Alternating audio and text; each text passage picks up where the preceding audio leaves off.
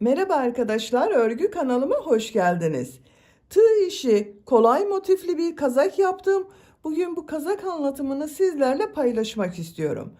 Ben bugün pembe renkli iplik kullanarak bir kız bebek için yaptım. Siz aynı modeli farklı renkli iplikler kullanarak erkek bebekleriniz için yapabilirsiniz. Bugün kazak anlatımını ben 3 aylık bebek ölçüsüne göre yapıyorum. 3-6 ay arası arkadaşlar. Bakın gövde genişliğini ölçüyorum buradan. 25 santimetre gövde genişliği var. Siz bunu daha büyük çocuklarınız için de yapabilirsiniz. 1, 2, 3, 4, 5 yaş her yaş çocuklarınız için yapabilirsiniz. Bu motif sırasını bakın her motifi benim yaptığımdan bir sıra fazla yaparsanız 1-2 yaş arası çocuklarınız için olur arkadaşlar. Bu her motifi benim yaptığımdan 2 sıra fazla yaparsanız 2-3 yaş arası çocuklarınız için olur. Daha büyük çocuklar için yapmak istiyorsanız motif sayısını daha fazla başlamanız gerekir. Arka görüntüsüne bakalım. Arka görüntüsü bu şekilde. Bakın kol uçlarında da motifte kullandığım renkli iplikler ile modeller yaptım. Bileklik bölümü yaptım. Bakın yaka, kol ucu ve bu ucu birlikte yaptım. Bakın aynı model yaptım arkadaşlar. Çok güzel oldu. Yaka da çok güzel oldu. Bakın geniş bir yakası var. Bebeğin başından çok rahat olacaktır. Bu kazak örgüsünde iplik olarak pembe renkli iplik kullandım. Ben bugün bir yumak iplik kullandım arkadaşlar. Siz her marka iplik ve renkleri kullanarak bu kazak örgüsünü yapabilirsiniz. Bakın bu renk bir yeşil iplik. Bu pembe renk iplik kullandım. Dediğim gibi siz tercihinize göre her marka iplik ve renkleri kullanarak bu kazak örgüsünü yapabilirsiniz. Ben tığ olarak bugün 5 numara 3 milimetre tığ kullandım. Bu büyüklükte bir kazak elde ettim arkadaşlar. Sizin eliniz sıkıysa 3,5-4 milimetre tığlarla yaparsanız daha güzel olur. Benim elim sıkı değil. Yaptığım örgüler yumuşak oluyor. İpliği tığ hazırlayalım. Hep birlikte bu güzel kazak örgüsüne başlayalım. Örgü kanalıma abone değilseniz abone olmayı unutmayın lütfen. Örgü kanalıma abone olup beğeni ve yorumlarınızı da yaparsanız çok sevinirim arkadaşlar. Hepinize kolay gelsin. İyi çalışmalar.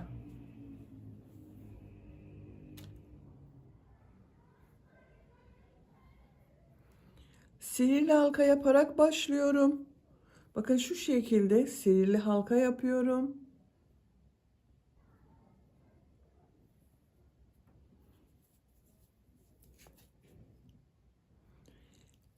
2 zincir yapıyorum. Bu sihirli halka içine 2 trabzan yapıyorum. Motif başlangıcını yapıyoruz arkadaşlar. Bu sıra başında yaptığım 2 zincirde bir trabzan, 1 2 3 trabzan yaptım. 2 zincir yapıyorum. Buraya 3 trabzan yapıyorum.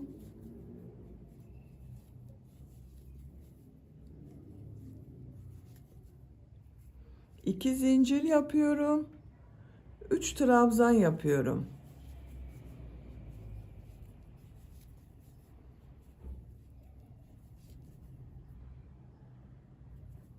İki zincir yapıyorum.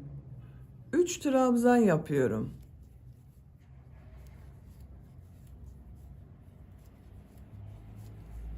Bir, iki, üç, 4 tane üçlü trabzanlar yaptık. Bakın arkadaşlar, iplik ucunu çekiyorum.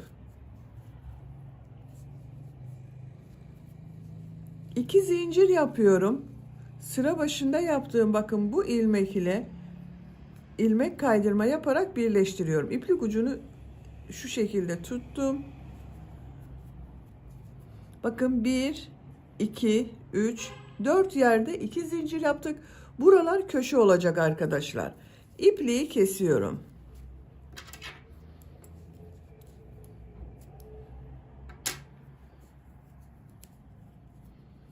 İlk sırayı yaptım. Krem renkli iplik ile devam ediyorum. Siz istediğiniz renk iplikleri kullanabilirsiniz. Herhangi bir 2 zincir üzerinden başlıyorum. Şu iplik ucunu da içinde şu şekilde bakın tutuyorum. Buradan ilmek yapıyorum.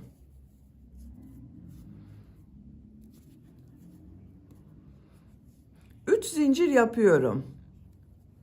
Bu 3 zincir bir trabzan oluyor. Bu köşeyi arkadaşlar 3 trabzan yapacağız. Şimdi 2 trabzan yapıyorum. Bu yaptığım bakın 3 zincirde bir trabzan, bununla 3 trabzan oluyor. 3 trabzan yaptım. Köşenin diğer üçlü grubunu sıra sonunda yine buraya yapacağız. Bu 2 zincir üzerine 3 trabzan, 2 zincir, 3 trabzan yapıyorum.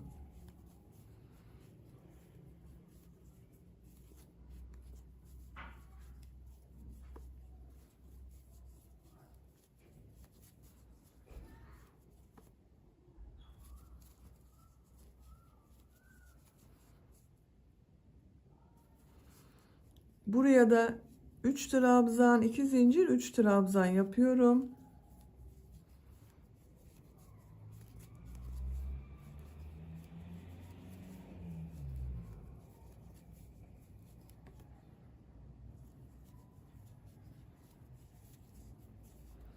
Üç trabzan, 2 zincir, 3 trabzan yapıyorum.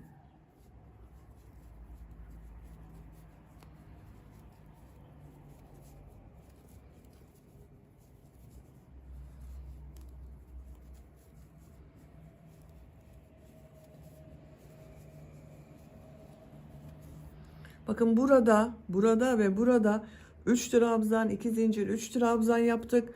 Bu köşenin ilk 3 trabzanı sıra başında yaptım. Diğer üçlü trabzanda bakın buraya yapıyorum. 3 trabzan yapıyorum.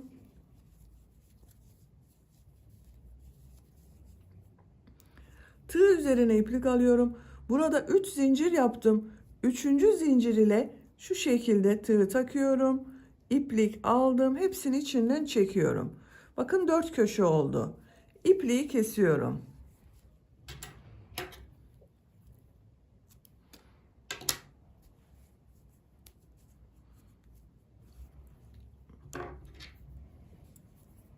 İplik uçlarını şu şekilde temizliyorum.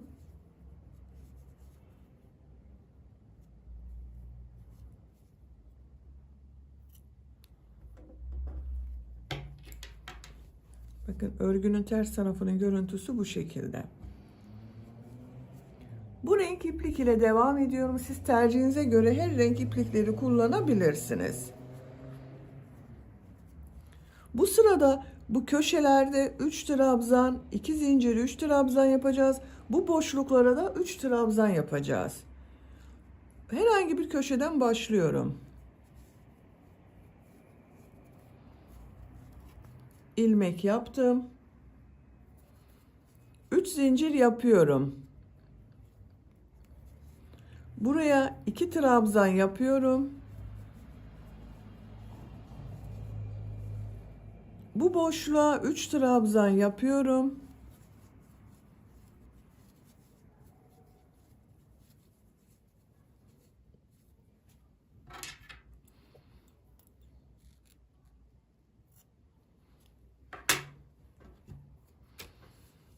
Bakın köşeye 3 trabzan, 2 zincir, 3 trabzan yapıyorum.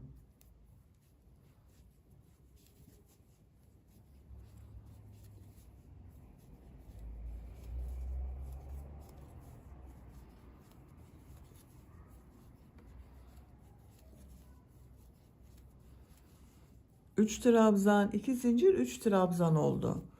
Buraya 3 trabzan yapıyorum.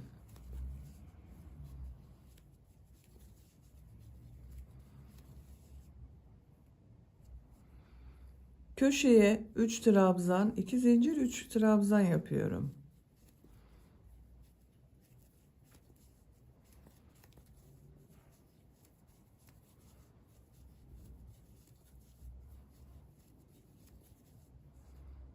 Üç trabzan yapıyorum.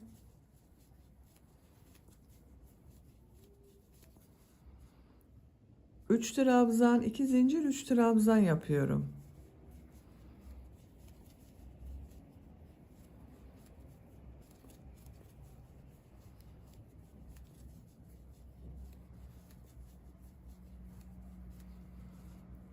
3 trabzan yapıyorum.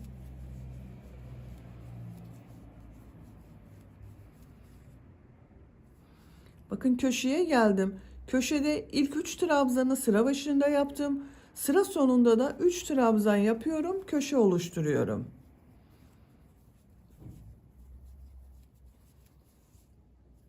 Tığ üzerine iplik alıyorum.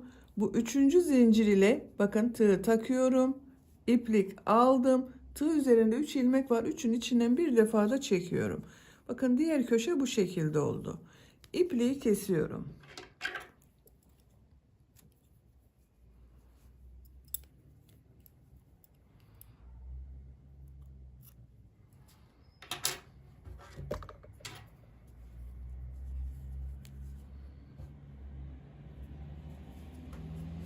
Bakın örgünün ters tarafının görüntüsü de bu şekilde. Yine bu renk iplik ile devam ediyorum. Siz renk sıralamasını tercihinize göre istediğiniz gibi yapabilirsiniz. Herhangi bir köşeden başlıyorum. Bakın buradan başlayalım bu sefer arkadaşlar.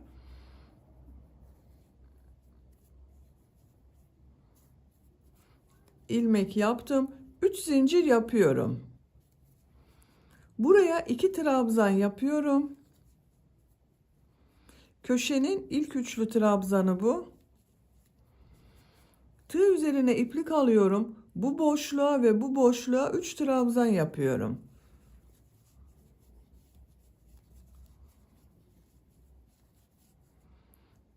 Üç trabzan yapıyorum.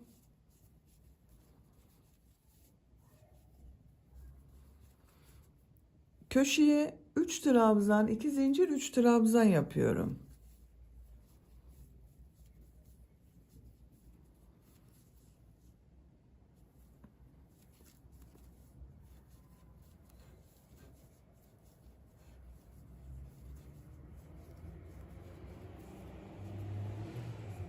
Bakın iki köşe arasına iki yerde 3 trabzan yaptım. Bir alt sırada iki köşe arasına bir trabzan oldu. Bu sırada iki trabzanlı grup yaptık.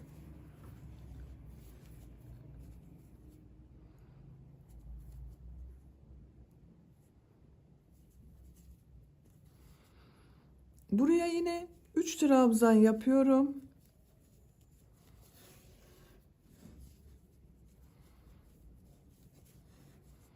Üç trabzan yapıyorum.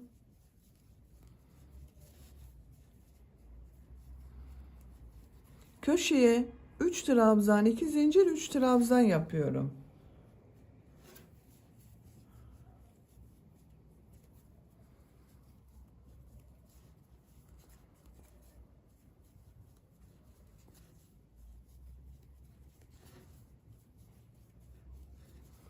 Buraya 3 trabzan yapıyorum. Bakın bu iki köşe arasında yine bir, iki yerde üçlü trabzanlar yaptık. Sıra sonuna kadar devam edelim. Sıra sonuna kadar tamamladım. İpliği kestim arkadaşlar. Bakın her köşe arasına iki yerde üçlü trabzanlar yaptık. Pembe renk iplik ile devam ediyorum. Yine herhangi bir köşeden başlıyorum.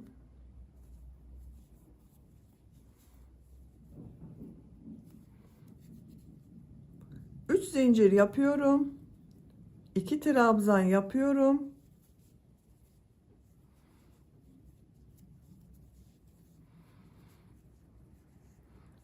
Üç trabzan yapıyorum.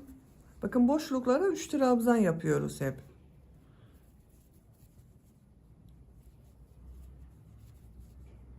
Üç trabzan yapıyorum.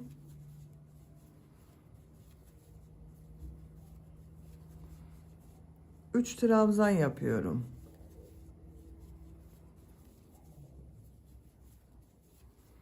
Köşede yine 3 trabzan, 2 zincir, 3 trabzan yapıyorum.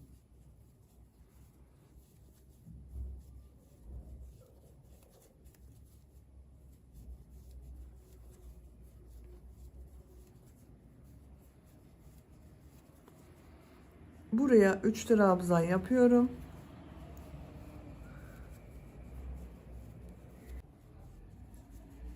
Bakın bu sırada da bu iki köşe arasında bir 2, 3 yerde 3 trabzan yaptık. Sıra sonuna kadar devam edelim. Sıra sonuna kadar tamamladım. Köşelerde 3 trabzan, 2 zincir, 3 trabzan yaptım. Arada bakın 3 yerde 3 trabzan yaptım. Buraya sıra sonunda yine 3 trabzan yapıyorum. Tığ üzerine iplik alıyorum. Bu üçüncü zincire tığ takıyorum. İplik aldım. Hepsinin içinden çekiyorum. İpliği burada kesip başka renk ipliğe başlayabilirsiniz arkadaşlar. Ben pembe renk iplik ile devam ediyorum. 3 zincir yapıyorum. Bakın ipliği kesmedim. 3 zincir yapıyorum. Buraya 2 trabzan yapıyorum. Bu 3 zincirde 1 trabzan. Boşluğa 3 trabzan yapıyorum.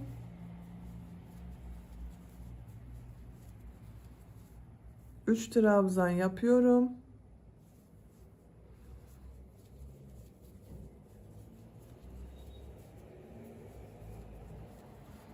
Üç trabzan yapıyorum.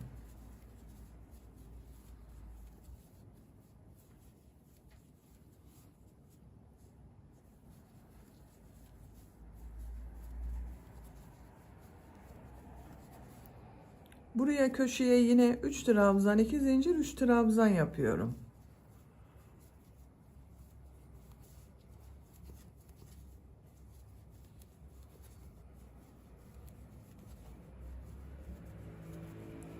Bakın bu sırada da iki köşe arasında 1, 2, 3, 4 yerde 3 trabzan yaptık. Sıra sonuna kadar devam edelim. Sıra sonuna kadar tamamladım. Bu köşeye son 3 trabzanı yapıyorum.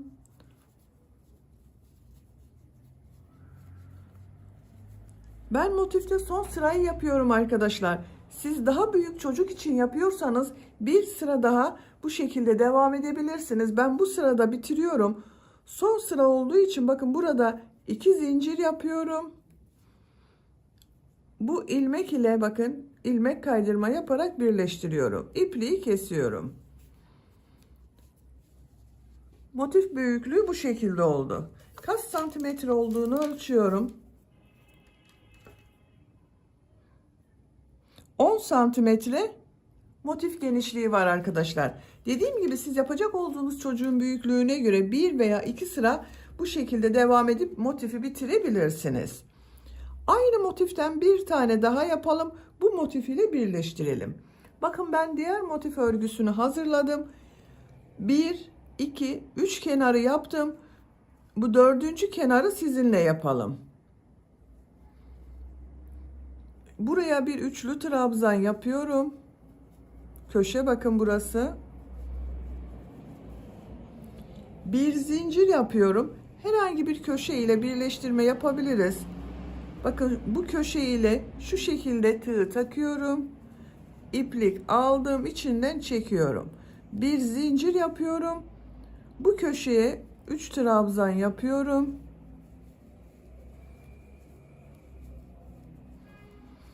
Bu iki kenarı birleştireceğiz arkadaşlar. Birleştirme yaparken bu son sırayı yapıyorum. Bakın şu şekilde tığı boşluğa takıyorum. İlmek aldım, çektim. Tığ üzerine iplik alıyorum. Buraya 3 trabzan yapıyorum.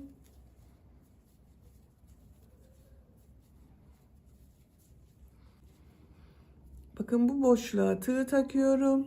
İplik aldım. Tığ üzerine iplik alıyorum. Buraya 3 trabzan yapıyorum.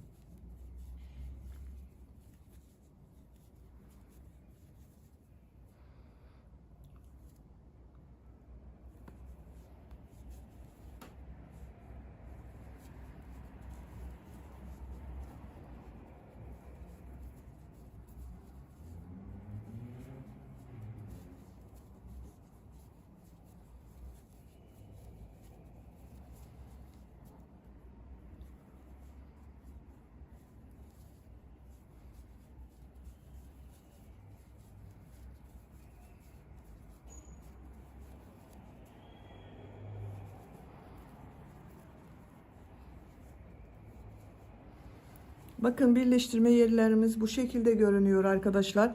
Şimdi köşeye yapacağız. Bakın bu ilmek ile birleştirdim. Tığ üzerine iplik alıyorum. Köşeye 3 trabzan yapıyorum. Köşeyi birleştireceğiz. Bir zincir yapıyorum. Bakın bu köşede bulunan 2 zincire tığ takıyorum. İplik aldım, çıkardım. Bir zincir yapıyorum.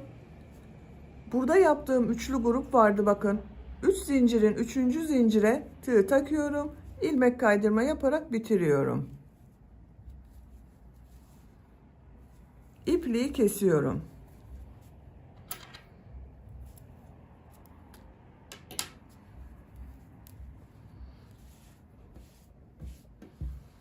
Bakın 2 motif örgüsünü birleştirdim. Bu motiften ben bir tane daha hazırladım. Bakın bu şekilde yine 1, 2, 3 tarafı yaptım. 4. tarafı yaparken burası ile birleştireceğiz. Bakın köşede 3 trabzan yaptım. Bir zincir yapıyorum. Köşede bulunan 2 zincir ile şu şekilde birleştiriyorum. Bir zincir yapıyorum. Köşe için buraya 3 trabzan yapıyorum.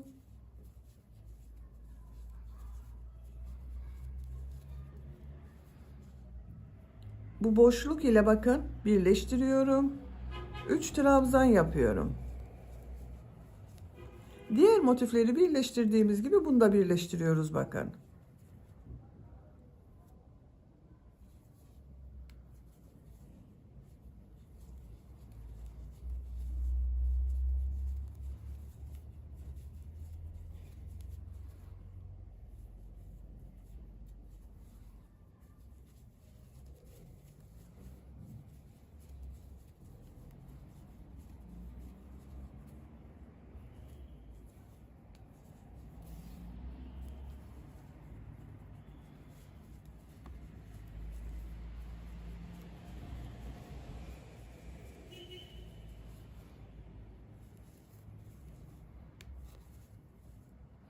Bakın köşeye geldim. Köşede 3 trabzan yapıyorum. Bir zincir yapıyorum. Bakın bu iki köşeyi birleştirdiğim ilmek var. Bunu şu şekilde bakın arkadaşlar. Şurada bulunan ilmek ile birleştiriyoruz.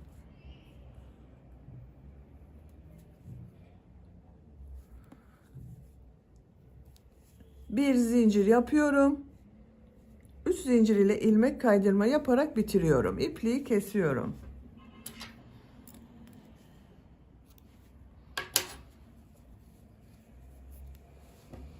Bakın 3 motif örgüsünü birleştirdik. 4. motif örgüsünü de ben hazırladım. Bakın bunda 1 2 kenarı yaptım. 2 kenarı şu şekilde birleştireceğiz. Birlikte bakın. Bir kenarı bununla birleştiriyoruz. Bir kenarı bununla. Yine sıra sonunda bakın köşe için 3 trabzan yaptım. Bir zincir yapıyorum. Bakın şu boşluğu birleştireceğiz arkadaşlar. Şuna bakın köşeye tığ takıyorum. İplik aldım. Bir zincir yapıyorum. 3 trabzan yapıyorum.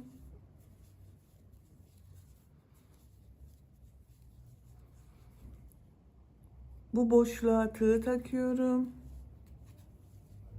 3 trabzan yapıyorum.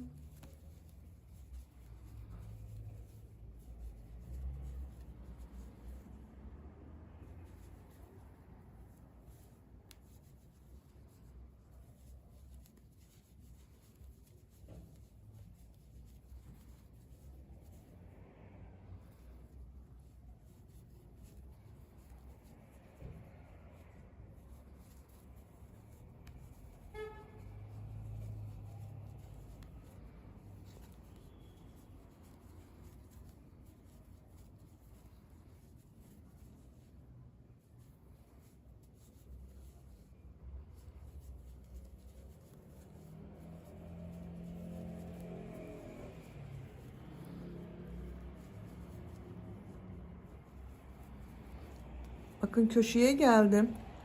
Köşeye 3 trabzan yapıyorum.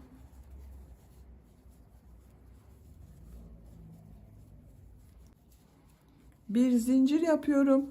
Burada bakın 3 motifi birleştirdiğim köşe var. Burada bulunan ilmek ile birleştiriyorum arkadaşlar. Tığ takıyorum. İplik aldım. Bir zincir yapıyorum. 3 trabzan yapıyorum köşeye.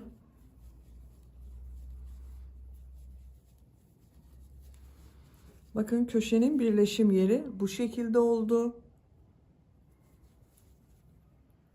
Bu motif ile birleştirmeye devam ediyorum.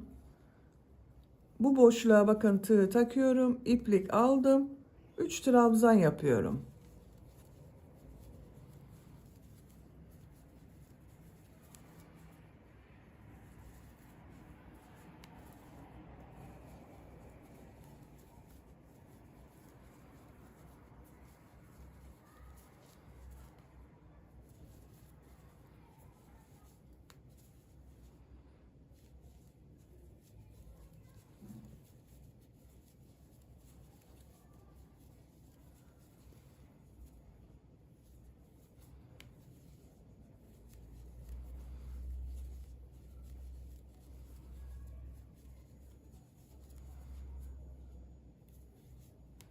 Bakın son köşeyi yapıyorum. 3 trabzan yapıyorum. Bir zincir yapıyorum.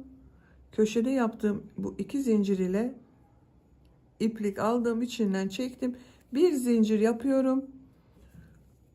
Bu ilmek ile ilmek kaydırma yaparak birleştiriyorum. İpliği kesiyorum.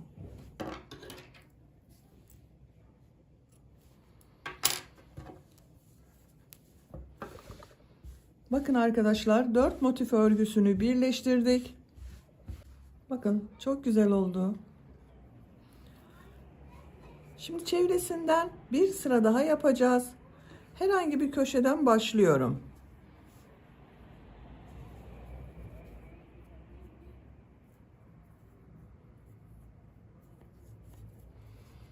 İlmek yapıyorum. 3 zincir yapıyorum arkadaşlar. Buraya 2 trabzan yapıyorum. Bakın 3 trabzan oldu. Tığ üzerine iplik alıyorum. Buraya 3 trabzan yapıyorum. Motifte yaptığımız aynı işleri yapıyoruz arkadaşlar. 3 trabzan yapıyorum.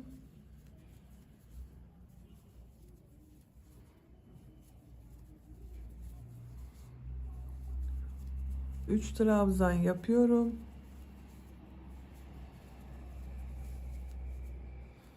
Üç trabzan yapıyorum.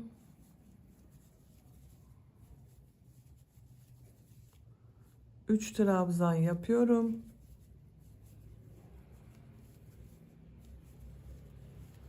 Bakın bu iki motifi birleştirdiğimiz buraya 3 trabzan yapıyorum.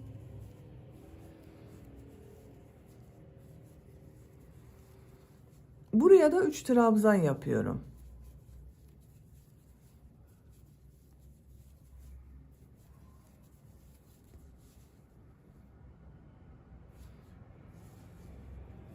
Üç trabzanlar yaparak devam ediyorum.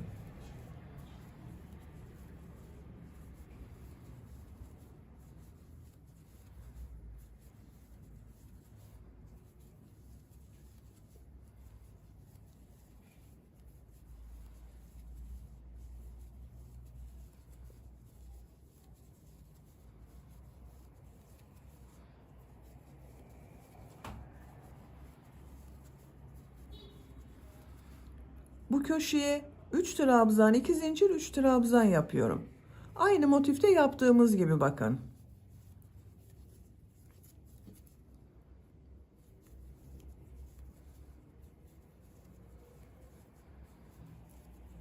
Yine boşluklara 3'er trabzan yapıyorum.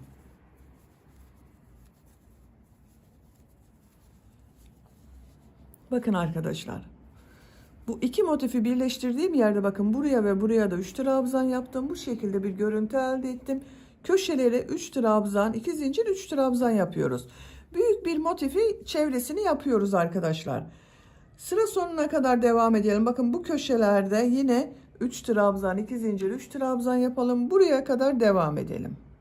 Sıra sonuna kadar tamamladım. Sıra sonunda bakın köşe için 3 trabzan yapıyorum.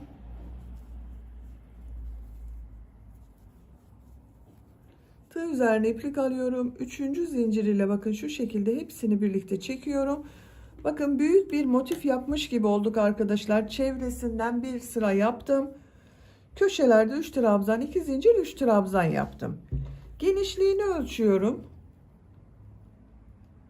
22 santimetre genişlik var. Siz daha büyük olsun istiyorsanız çevresinden bir veya iki sıra bu şekilde köşeler yaparak devam edebilirsiniz.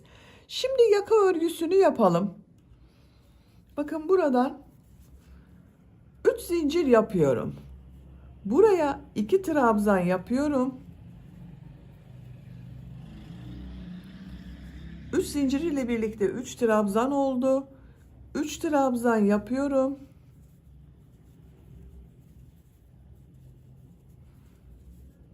3 trabzan yapıyorum.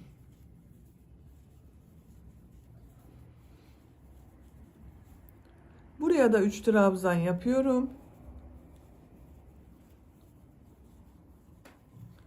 Bakın 1, 2, 3, 4 model yaptım arkadaşlar.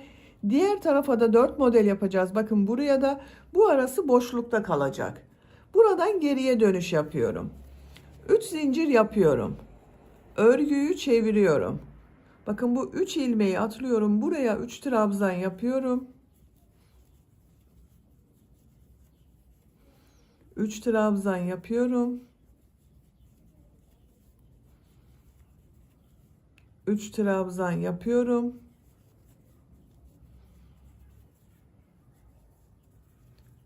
Tığ üzerine iplik alıyorum. Bakın sıra sonunda 3 trabzan var. Sıra başında yaptığım bu 3 zincirin 3. zincire bir trabzan yapıyorum.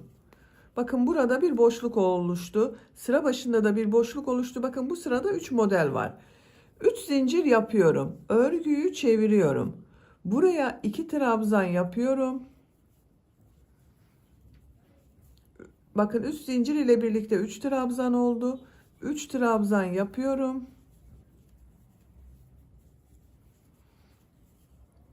3 trabzan yapıyorum. Sıra sonunda 3 trabzan yapıyorum. Bakın bu sırada yine 1, 2, 3, 4 model var. 3 zincir yapıyorum. Örgüyü çeviriyorum. Buraya 3 trabzan yapıyorum. Yaka örgüsü bu şekilde devam edecek arkadaşlar. 7 sıra olarak tamamlayalım. Yaka örgüsünü 7 sıra yaptım. 1, 2, 3, 4, 5, 6, 7. Bakın bu şekilde oldu. Şimdi diğer tarafın yaka örgüsünü yapacağız. Bakın bu yakayı 1, 2, 3, 4 model ile başladım arkadaşlar. Buradan da sayıyorum. Bakın 1, 2, 3, 4 model. Buraya olacak. Şuradan ipliği bağlıyorum.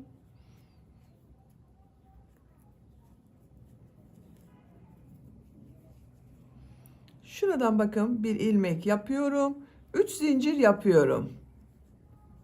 Buraya 2 trabzan yapıyorum. 3 zincir ile birlikte bakın 3 trabzan oldu. 3 trabzan yapıyorum. 3 trabzan yapıyorum.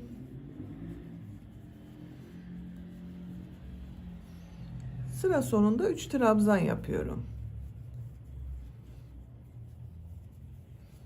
1, 2, 3, 4 model oldu bakın. 3 zincir yapıyorum.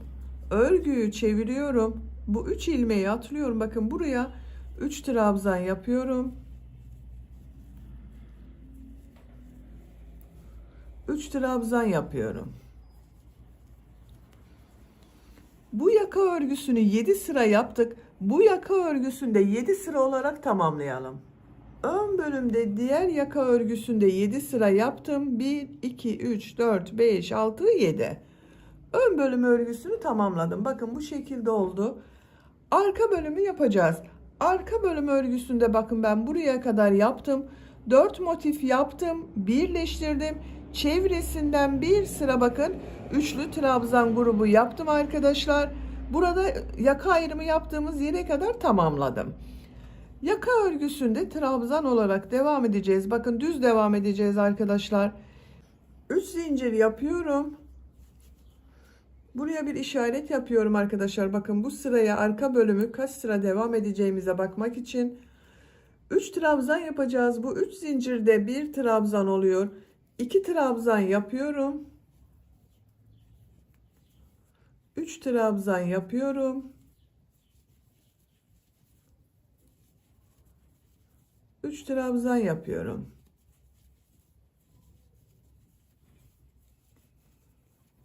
Sıra sonuna kadar devam edelim. Sıra sonuna kadar tamamladım. Bu köşeye 3 trabzan yapıyorum.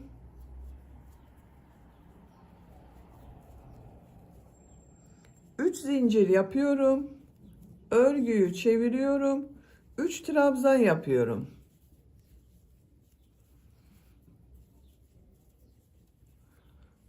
Buraya 3 trabzan yapıyorum. Arka bölüm örgüsü bu şekilde devam edecek arkadaşlar. Bakın buraya kadar devam edelim. Bir sonraki sıraya başlayalım. Ön bölümde yaka örgüsünü 7 sıra yaptım. Arka bölümü 6 sıra olarak tamamlayalım. Bakın bu işaret yaptığım sıradan sonra 6 sıra olarak tamamlayalım. Arka bölüm örgüsünü tamamladım. Bakın bu işaret yaptığım sıradan sonra 2, 4, 6 sıra yaptım. Ön bölümün yaka örgüsünden bir sıra eksik yaptım. Bakın 2, 4, 6, 7 sıra. Burayı 6 sıra yaptım. 7. sırayı yaparken ön bölüm ile birleştireceğiz. Şu şekilde bakın yerleştiriyorum. Düz tarafları dış tarafa bakıyor.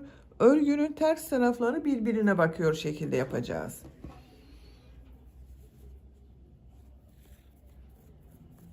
Bakın en son buraya bir trabzan yaptım.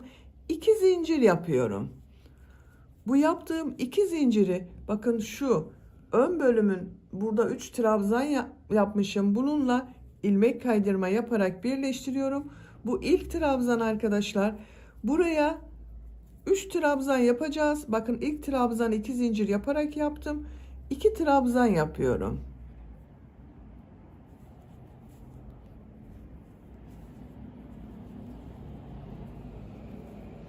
Bakın 2 trabzan yaptım. Ön bölüm şu boşluk ile ilmek kaydırma yapıyorum. Buraya 3 trabzan yapıyorum. Bakın arka bölüme 3 trabzan yapıyorum. Ön bölümde bakın bu boşluk ile ilmek kaydırma yaparak birleştiriyorum. 3 trabzan yapıyorum.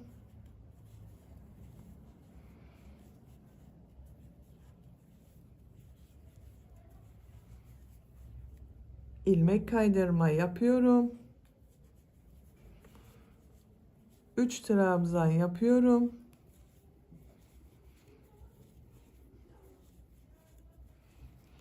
Bakın burada 3 trabzan yaptım. Bu 3 zincir ile ilmek kaydırma yaparak birleştiriyorum arkadaşlar. Bakın ön ve arka bölümü birleştirdik. 1, 2, 3, 4 model yaptım. Bakın arka bölümü ön bölümle birleştirmek için. Yaka örgüsünde devam ediyorum. Bakın tığ üzerine iplik alıyorum. Buraya 3 trabzan yapıyorum. 3 trabzan yapıyorum. Sıra sonunda da bakın 1, 2, 3, 4 yerde aynı burada yaptığımız gibi ön bölümü birleştireceğiz. Buraya kadar devam edelim. Sıra sonunda bakın 1, 2, 3, 4 model yapacak boşluk kalasıya kadar tamamladım. Ön bölümde bakın 1, 2, 3, 4 model var arkadaşlar. Şimdi bu ön bölüm ile birleştiriyorum. Bakın buraya kadar 3 trabzan yaptım. Ön bölümün şu ilmek ile ilmek kaydırma yapıyorum. Bakın burayı birleştirdim. Tığ üzerine iplik alıyorum. Bu boşluğa 3 trabzan yapıyorum.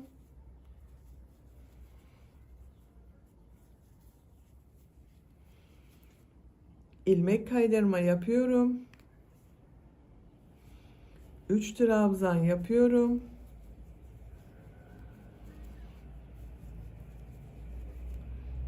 İlmek kaydırma yapıyorum.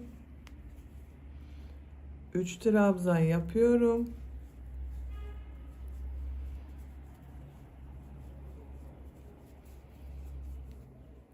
İlmek kaydırma yapıyorum. Bakın son 3 trabzanı yapıyorum.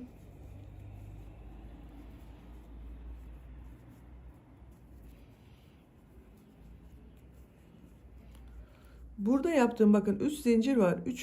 zincir ile ilmek kaydırma yaparak birleştiriyorum. İpliği kesiyorum. Bakın bu ön bölümde arka bölüm ile birleştirdik. Çok güzel oldu arkadaşlar. Bakın görüntüsü bu şekilde oldu. Biraz daha geniş olması için çevresinden bir sıra modeller yapıyorum. Bakın arka bölümden başlıyorum. Şu köşeden başlıyorum. Buradan bir ilmek yapıyorum. 3 zincir yapıyorum.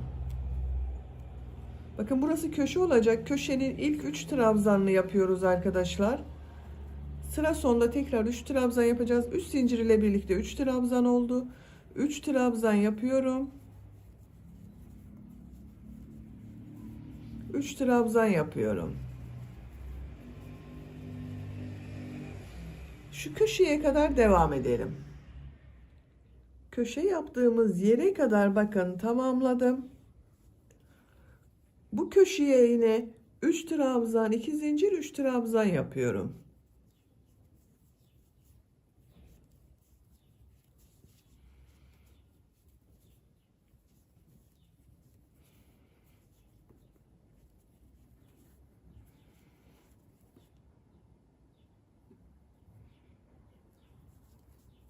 Bakın 3 trabzan, 2 zincir, 3 trabzan yaptım.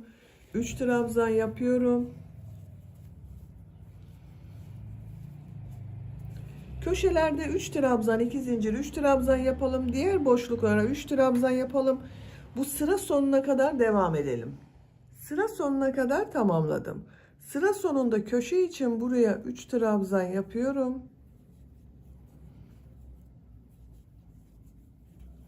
Tığ üzerine iplik alıyorum. 3. zincire tığ takıyorum, bitiriyorum. Bakın çevresinden bir sıra yaptım. Köşelerde 3 trabzan, 2 zincir, 3 trabzan yaptım. Şimdi yan bölümlerden birleştireceğiz. İlk önce kol bölümlerini ayıralım. Bakın omuzlardan ayırırsam daha kolay oluyor arkadaşlar. İsterseniz siz buradan da sayabilirsiniz. Bakın şu omuzlarda 3 trabzan yaptığım var. Kaç sıra olduğunu sayıyorum bakın.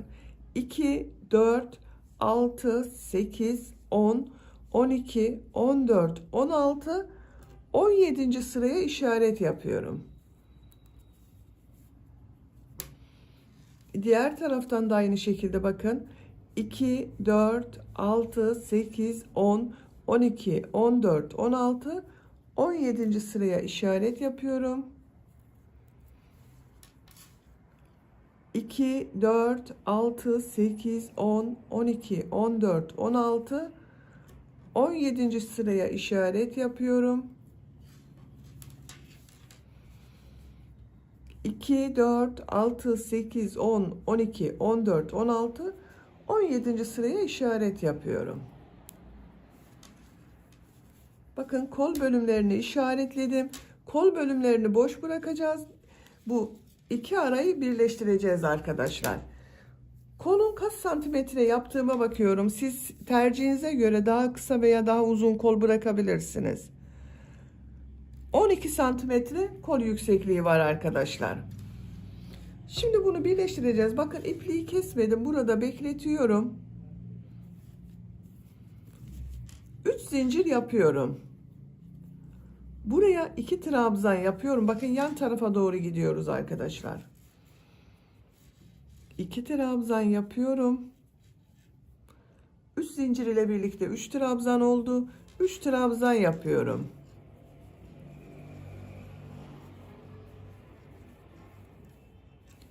Bu işaret yaptığım sıraya kadar üçer trabzan yaparak devam edelim.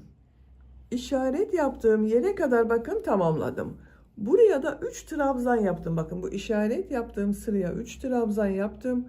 Tığ üzerine iplik alıyorum. Bakın ön bölümle birleştireceğiz arkadaşlar. Şu şekilde çevirdim. Ön bölümde işaret yaptığım bu sıraya 3 trabzan yapıyorum.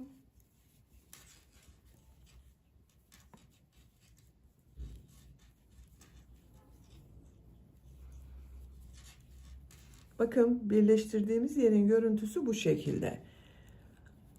Tığ üzerine iplik almadan bakın şu ilmeğe boşluğa 2-3 trabzan arasındaki boşluğa tığ takıyorum. İlmek kaydırma yaparak birleştiriyorum. Buraya 3 trabzan yapıyorum.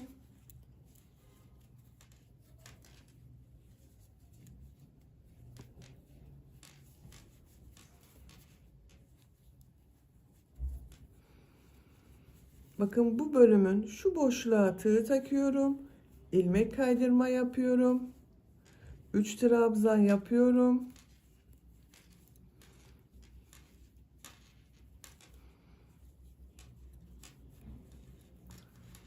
İlmek kaydırma yapıyorum. Bakın birleştirme yaptığımız yerin görüntüsü bu şekilde. Sıra sonuna kadar devam edelim. Sıra sonuna kadar tamamladım.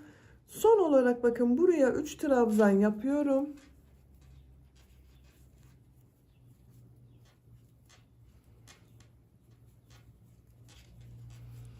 Burada yaptığım 3 zincirin bakın 3. zincir ile ilmek kaydırma yaparak bitiriyorum.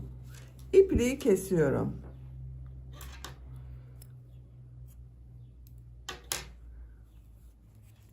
Bakın arkadaşlar yan bölümünü birleştirdik. Birleştirme yaptığımız yerin görüntüsü bu şekilde oldu. Şimdi diğer tarafı da birleştirelim. Bakın buradan ön bölümün bu köşeden başlıyorum.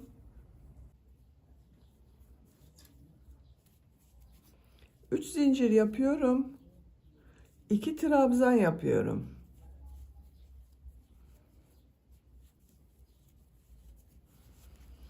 Üç trabzan yapıyorum.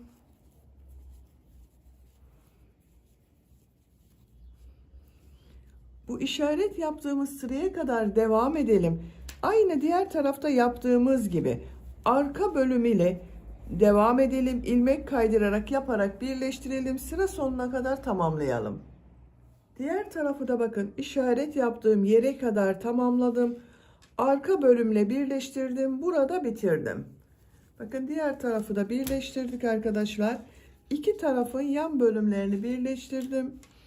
Kolları yapmadan önce yakadan bir sıra sık iğne yapıyorum. Yaka çevresinde arkadaşlar. Bakın şu ilmekten bir ilmek yapıyorum. Sık iğne yapıyorum.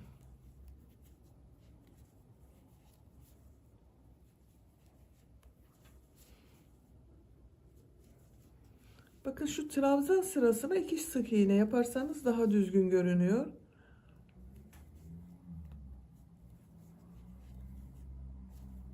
Buraya bir sık iğne yapıyorum.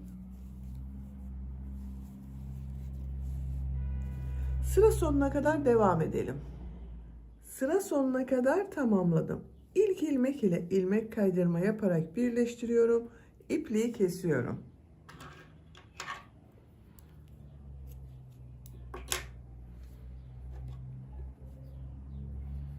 Bakın yaka çevresinde bir sıra sık iğne yaptım. Düzgün bir görüntü elde ettim. Şimdi kol örgüsünü yapalım arkadaşlar. Bakın kol altında birleştirme yaptığım şu ilmeğe ipliği bağlıyorum. Buradan bir ilmek yapıyorum. Tığ üzerine iplik alıyorum. Bu bakın 3 trabzan arasındaki boşluklara üçer trabzan yapıyorum.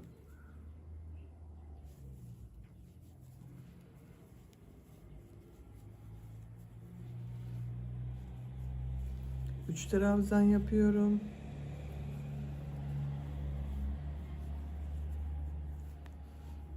Sıra sonuna kadar devam edelim.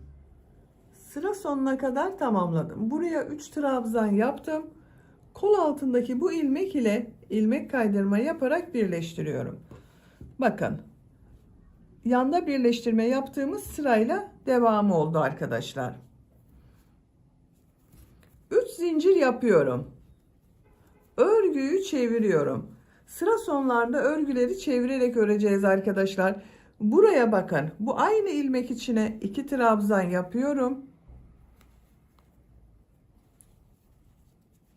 Kol altında bakın 3 trabzan oldu arkadaşlar. 3 zincir ile birlikte tığ üzerine iplik alıyorum. Bakın buraya yapmıyorum arkadaşlar. Şu boşluğa 3 trabzan yapıyorum. Bakın örgünün ters tarafından devam ediyorum. 3 trabzan yapıyorum.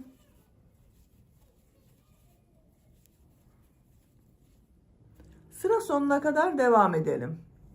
Sıra sonuna kadar tamamladım. Bakın buraya 3 trabzan yaptım. Sıra başında yaptığım bu 3. zincir ile ilmek kaydırma yaparak sırayı birleştiriyorum. Bakın arkadaşlar görüntüsü bu şekilde oldu. 3 zincir yapıyorum. Örgüyü çeviriyorum. Örgüyü çevirerek örüyoruz arkadaşlar. Çevirmeden yuvarlak devam ederseniz bu birleştirme yaptığımız yerin görüntüsünde kayma olacaktır. Buraya kadar bir kayma olur arkadaşlar. Kayınma olmaması için örgüyü çevirerek örüyoruz. Bakın örgünün düz tarafından devam ediyorum. 2 trabzan yapıyorum. 3 trabzan yapıyorum. 3 trabzan yapıyorum.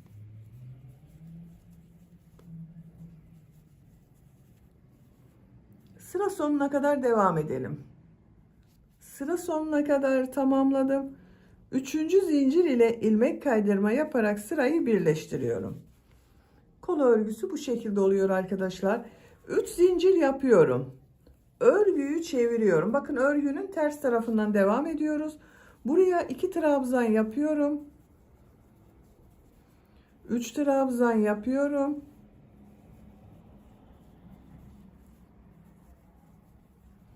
3 trabzan yapıyorum.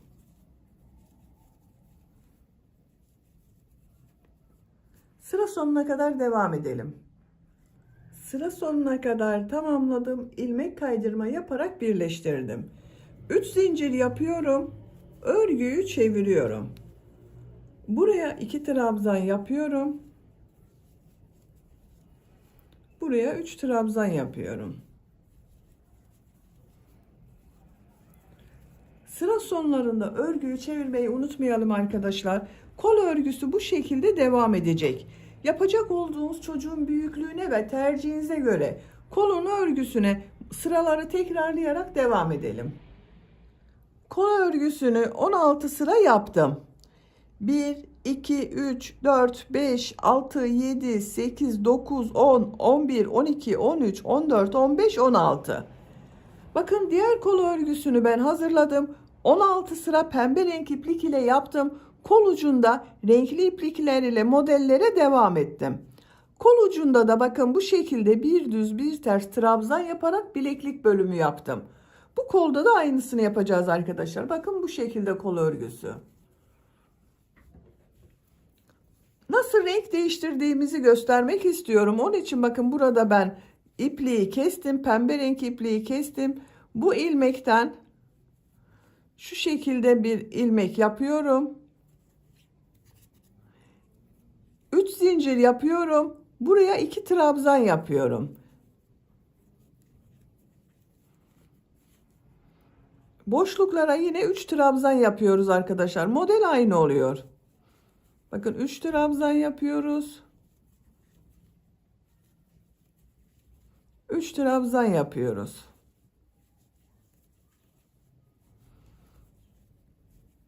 Ben kol ucuna böyle renkli iplikler ile model yaptım arkadaşlar. Siz bunu yapmadan tek pembe renk iplik ile de devam edebilirsiniz. Kazağı ördüğünüz iplik ile kol örgüsünü tamamlayabilirsiniz. Ben renkli yapmayı tercih ettim. İstediğiniz gibi renk sıralaması yaparak kolun örgüsüne devam edelim. Kol örgüsünü tamamladım. 1, 2, 3, 4 sırada renkli olarak yaptım arkadaşlar.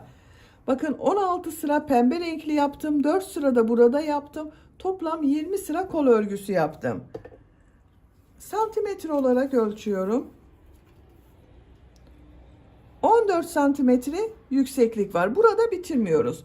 Bakın bu kolda yaptığım gibi bileklik bölümü yapacağız.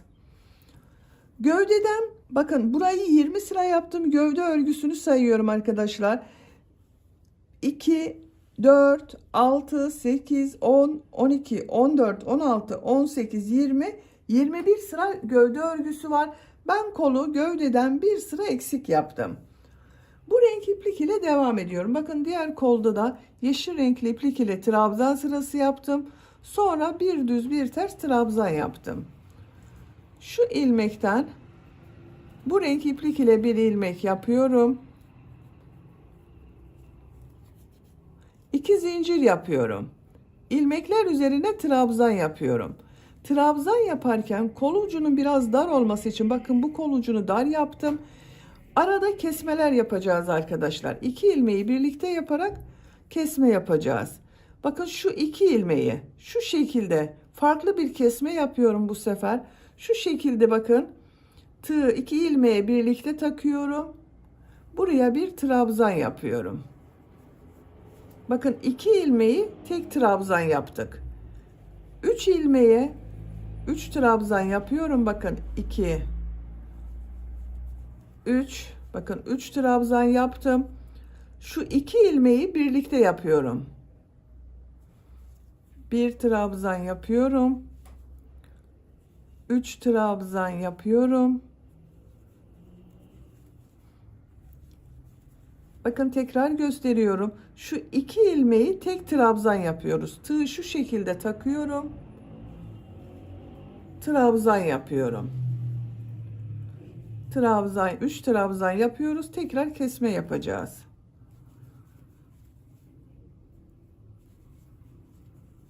Bakın kol ucu biraz dar olacak. Sıra sonuna kadar devam edelim. Sıra sonuna kadar tamamladım. İlk ilmek ile ilmek kaydırma yaparak birleştiriyorum. Bakın kol ucunda bir sıra trabzan sırası yaptım.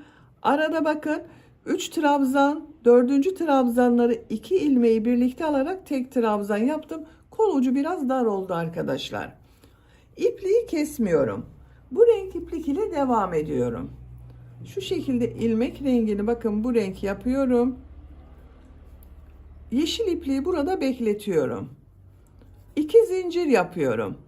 Bu sırada yaptığım bu trabzanları bir düz bir ters boşluktan alıp trabzan yapıyorum. İlk trabzan düz taraftan boşluktan alıp trabzan yapıyorum. Bu trabzan ters taraftan boşluktan alıp trabzan yapıyorum. Düz taraftan boşluktan alıp trabzan yapıyorum.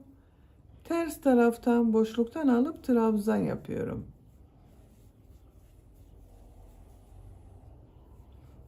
Bir düz bir ters boşluktan alarak trabzan yapıyoruz. Sıra sonuna kadar devam edelim. Sıra sonuna kadar tamamladım. Son trabzan düz taraftan boşluktan aldım, trabzan yaptım. İlk ilmek ile ilmek kaydırma yaparak birleştiriyorum. İpliği kesiyorum. Bakın düz bu taraftan boşluktan aldım, trabzan yaparak başladım. Sıra sonunda da düz tarafta bitirdim arkadaşlar. Sıra başında yaptığım 2 zincir ters tarafta görünen trabzan oldu. Burada beklettiğim iplik var. Bakın bununla devam ediyorum. Bu ilmekten ilmek rengini bakın bu renk yapıyorum. 2 zincir yapıyorum. Nasıl görüyorsam o yönde boşluktan alıp trabzan yapıyorum. Düz tarafta görüyorum. Düz taraftan boşluktan alıp trabzan yapıyorum. Ters tarafta görüyorum. Boşluktan alıp trabzan yapıyorum. Bir düz bir ters boşluktan alarak trabzan yapıyoruz.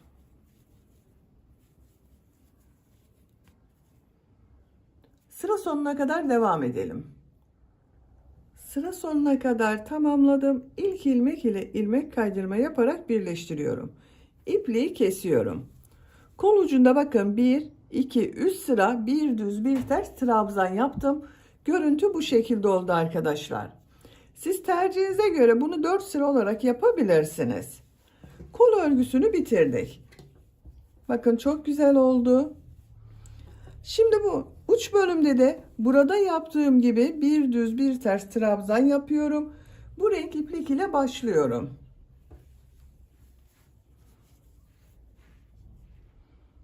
Şu ilmekten ilmek yapıyorum.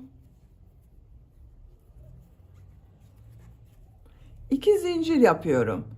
İlmekler üzerine trabzan yapıyorum. Bakın burada 2 trabzan yapıyorum arkadaşlar.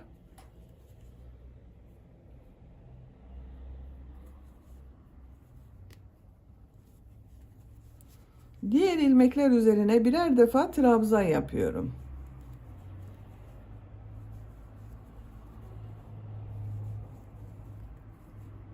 Sıra sonuna kadar devam edelim. Sıra sonuna kadar tamamladım. İlk ilmek ile ilmek kaydırma yaparak birleştiriyorum. Bakın bir sıra trabzan sırası yaptım arkadaşlar. Bu sırada bir düz bir ters trabzan yapacağız. Renk değiştiriyorum. Bakın kol ucunda yaptığım gibi bu renk iplik ile devam ediyorum. Bu ipliği kesmiyorum, bekletiyorum arkadaşlar. Bakın ilmek rengini bu renk yaptım.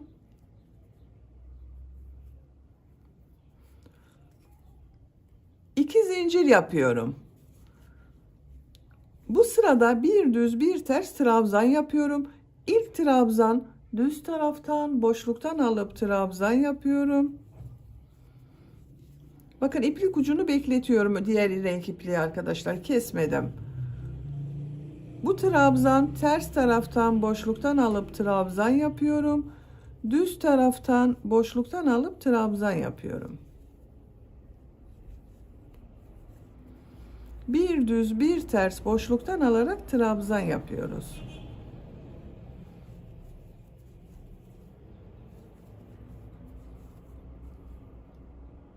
Sıra sonuna kadar devam edelim. Sıra sonuna kadar tamamladım. İlk ilmek ile ilmek kaydırma yaparak birleştiriyorum. İpliği kesiyorum. Bakın son trabzanda düz taraftan boşluktan aldım, trabzan yaptım. Sıra başında düz taraftan boşluktan aldım, trabzan yaptım. Sıra sonunda da düz taraftan boşluktan aldım, trabzan yaptım. Bu sıra başında yaptığım 2 zincir ters tarafta görünen trabzan oldu. Şimdi burada beklettiğim iplik ile devam ediyorum.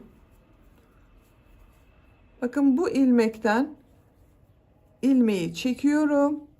2 zincir yapıyorum. Nasıl görüyorsam o şekilde boşluktan alıp trabzan yapıyorum. Düz tarafta görüyorum, boşluktan alıp trabzan yapıyorum. Ters tarafta görüyorum, boşluktan alıp trabzan yapıyorum.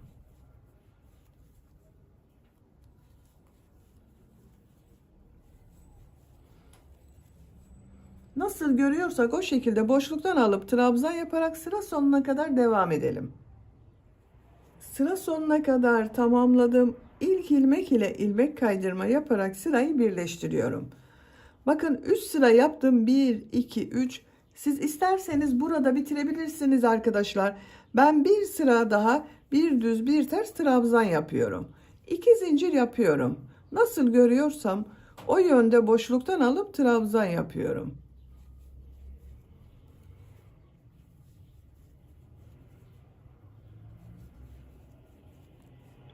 Sıra sonuna kadar devam edelim. Sıra sonuna kadar tamamladım. İlmek kaydırma yaparak birleştiriyorum. İpliği kesiyorum. Bakın arkadaşlar 1, 2, 3, 4 sıra yaptım. Bu yükseklik benim için yeterli. Siz tercihinize göre bir sıra daha bir düz bir ters trabzan yapabilirsiniz. Görüntüsü bu şekilde oldu. Şimdi yaka örgüsünü yapalım. Yaka örgüsünde de burada yaptığım gibi bir düz bir ters trabzan yapacağız. Yine bu renk iplik ile başlıyorum. Bir sıra trabzan sırası yapacağız. Bakın bu ilmekten ilmek yapıyorum. 2 zincir yapıyorum. Her ilmek üzerine bir trabzan yapıyorum.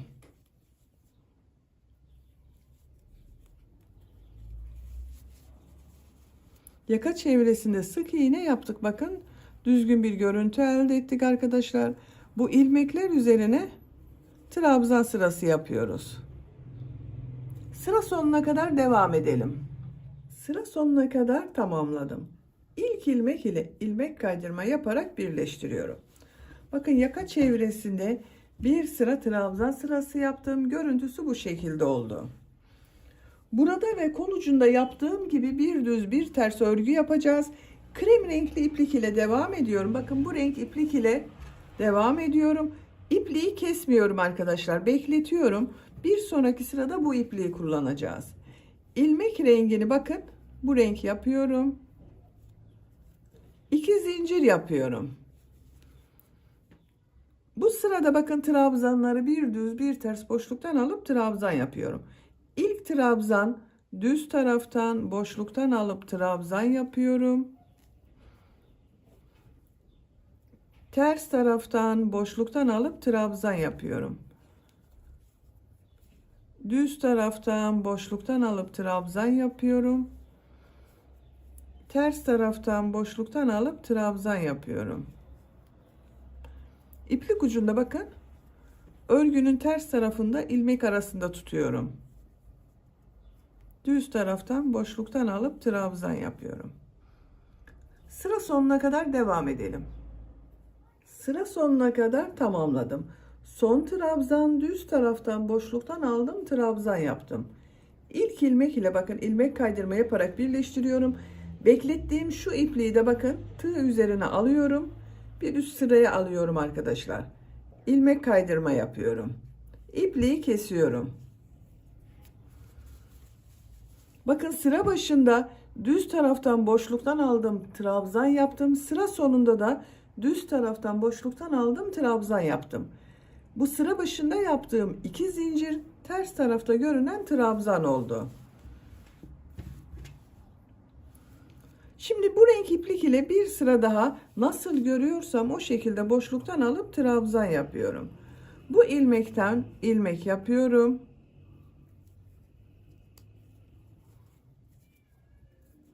İki zincir yapıyorum. Düz tarafta görüyorum. Düz taraftan boşluktan alıp trabzan yapıyorum. Ters tarafta görüyorum. Boşluktan alıp trabzan yapıyorum. Bir düz bir ters boşluktan alarak trabzan yapıyoruz.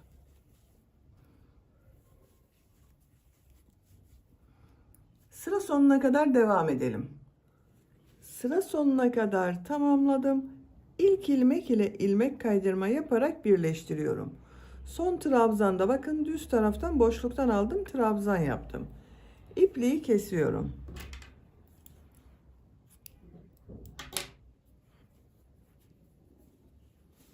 Bakın arkadaşlar kazak örgüsünü bitirdim. Yaka bölümünün görüntüsü bu şekilde oldu. Bakın çok güzel oldu.